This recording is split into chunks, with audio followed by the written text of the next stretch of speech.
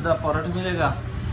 আজকে হচ্ছে শেয়ার করবো থামেলে খুবই চিপেস্ট মানে এতটা চিপ হয়তো পাওয়া যাবে না এখানে। এটা একটা ছোটো একটা এত ছোটো রেস্টুরেন্ট আমি এমন রেস্টুরেন্ট আমি থামেলে খুব একটা দেখি নাই। এই প্রথম আমি এখন যেই হোটেলটিতে স্টে করতেছি এটা ঠিক বাইরেই আছে, হোটেল নেপালি হেরিটেজ হোটেলের ঠিক বাইরে এই দোকানটা। তো এই চিপ বাজেট হোটেলটাতে বেসিক্যালি যে জিনিসগুলো পাওয়া যায়, পরোটা পাওয়া যায়, ডিম পাওয়া যায়, ভেজিটেবল পাওয়া যায়, আর হচ্ছে আপনার এখানে চাও পাওয়া যায়। তো পরোটার দাম হচ্ছে 40 রুপি, চায়ের দামও 40 রুপি, আর ডিম 30 রুপি, আর সবজি 30 রুপি। তো মোটামুটি সকালে নাস্তা হিসেবে 2টা পরোটা আর একটা ডিম ভাজি যদি আমরা খাই তাও আমাদের খরচ পড়বে 110 রুপির মতো। আর যদি আমরা সাথে চা অ্যাড করি তাহলে আমাদের খরচ পড়বে 140 রুপির মতো। তো 100 থেকে 140 রুপি এর মধ্যে সকালের নাস্তাটা হয়ে যেতেছে। তো আমাদের ব্রেকফাস্ট এসে গেছে। তো এই হচ্ছে থামেলের সবচেয়ে চিপ ব্রেকফাস্ট। তো এই রুটি আর ভিতরে হচ্ছে ডিমটাকে রোল করে দিছে, রোল করে এটাকে ভেজে দিছে। তো এটার কস্ট পড়তেছে অনলি 70 রুপি, অনলি 70 রুপি।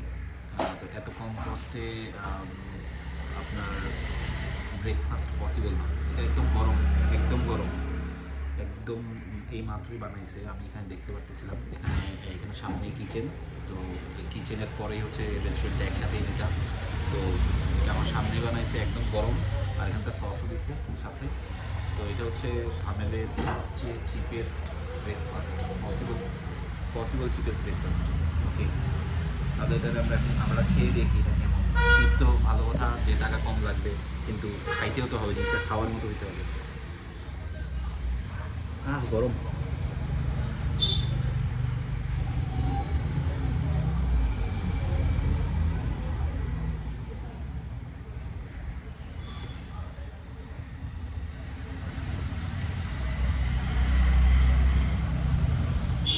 এটা এটা ইটেবল, খাওয়া যাবে, কোনো সমস্যা নেই। এখানে একটা ইস্যু, সেটা হচ্ছে উনি যে ফ্রাই প্যানটাতে এটা এই রুটিটাকে সেঁকছে, ওই ফ্রাই প্যান থেকে এখানে দেখতে পাচ্ছেন যে এই যে কালো কালো কালো কালো, এটা হচ্ছে ফ্রাই প্যানের বডি থেকে যেটা লেগে যায় আর কি। তো এটা একটা লেগে একটা পোড়া পোড়া ভাব চলে আসছে।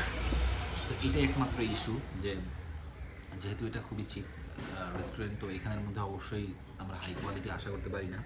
তো এছাড়া পরোটা আর রুটি এটা আমরা বাংলাদেশে যেমন খাই, এটা টেস্ট একদম ওই রকম। সে পরোটাটা ভাজি করে, পরোটাটার ভিতরে এটা আছে আলু পরোটা, এই পরোটার ভিতরে আলু আছে। এটা আলু পরোটা বেসিক্যালি, এটা নর্মাল বেসিক পরোটা না, এটা আলু পরোটা। এই জন্য এটা 40 টাকা। আর ভিতরে ডিম তো ডিমের টেস্টই। তো টোটালি এটা খাইতে খুবই ভালো। সমস্যাটা হচ্ছে শুধুমাত্র যে ফ্রাই প্যানটার থেকে যেই পোড়া পোড়া জিনিসগুলো লেগে গেছে, এটাই হচ্ছে একমাত্র ইস্যু। এছাড়া আর কোনো ইস্যু নেই, বাকি খুবই ভালো এটা খাওয়ার জন্য। 70 rupees for breakfast, I am happy. আর আমি চা অর্ডার করেছি 40 টাকা, চা চলে আসবে 110 টাকায়, ব্রেকফাস্ট খাবার। What more you can expect.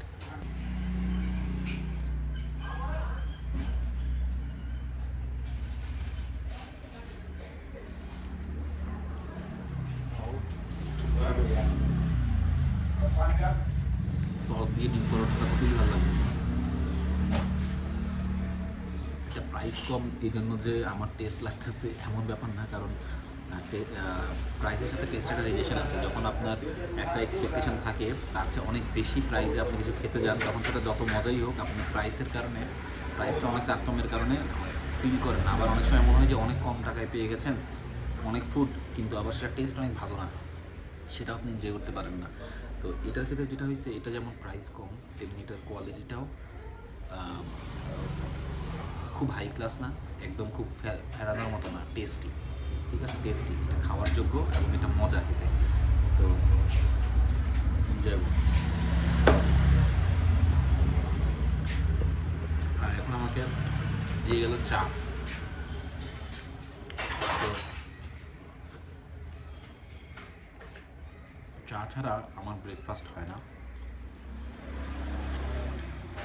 আমি চা ছাড়া ব্রেকফাস্ট আমার এই নেপালে এসে আমি খুব মিস করছি, কারণ নেপালে সব জায়গায় চা পাওয়া যায় না। আমি পোখরাতে বাস স্টেশনে পেয়েছিলাম চা, আর এখন এখানে পাইলাম আর কি। আর আদারওয়াইজ সব ভালো ভালো বিশাল বিশাল রেস্টুরেন্টের মধ্যে চা আছে, বাট আমরা বাংলাদেশে ইউজুয়ালি টমের দোকানে চা খেয়ে অভ্যস্ত, তো সেই চা আমি খুব মিস করছি।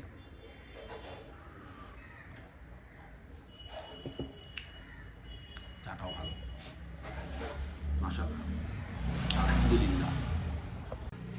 তো এই হলো আমার সবচেয়ে চিপ প্রাইসে আমেলের ব্রেকফাস্টের অভিজ্ঞতা। এগ পরোটা দেখেন, এগটা দেখেন, ভিতরে এগটা রোল করে দিছে। শুধু এই যে প্রবলেমটা হচ্ছে এই পোড়া পোড়া ইয়াগুলো যেগুলো লেগে আছে, এছাড়া ভিতরে সুন্দর করে এগটাও ভাজি হয়েছে, খুব টেস্টি হয়েছে। আর পরোটা হচ্ছে আলু পরোটা, তো আলু পরোটা এমনিতেই মজা, আলু পরোটার সাথে ডিম রোল করা, এটা অনেক মজা। আর সাথে আছে আমার বিখ্যাত চা, তো সব মিলিয়ে জম্পেশ নাস্তা হচ্ছে।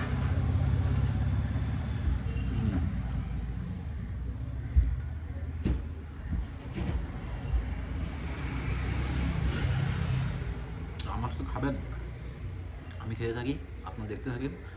আর যদি থামেলকে ভিজিট করতে আসেন, এই এরিয়াতে যদি আপনারা থাকেন এবং চিপ ট্যুরের একটা প্ল্যান করেন, তাহলে এই প্লেসটাকে আপনার খাওয়ার প্লেস হিসেবে আমি রিকমেন্ড করতেছি।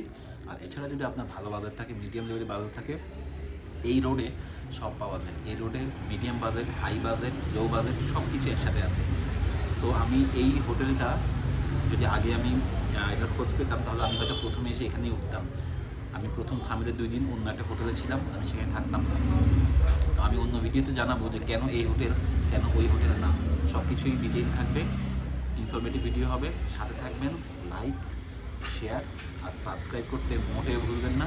আর সাবস্ক্রাইবের ওখানে যে বেল বাটনটা আছে, সেটাতে কী করবেন আমি জানি না, ঘুষি মারেন, লাথি মারেন, যা ইচ্ছা করেন, বা টিপে দেন। কারণ আমি যখন এমন ইনফরমেটিভ কোনো ব্লগ ছাড়বো, সেটা যেন আপনি প্রথম দেখেন, কারণ আপনার জন্য আমি ব্লগটা বানাচ্ছি। এখন আমি খাওয়া এনজয় করি, আর আপনারা আমার খাওয়াটা দিতে থাকেন। আল্লাহ হাফেজ।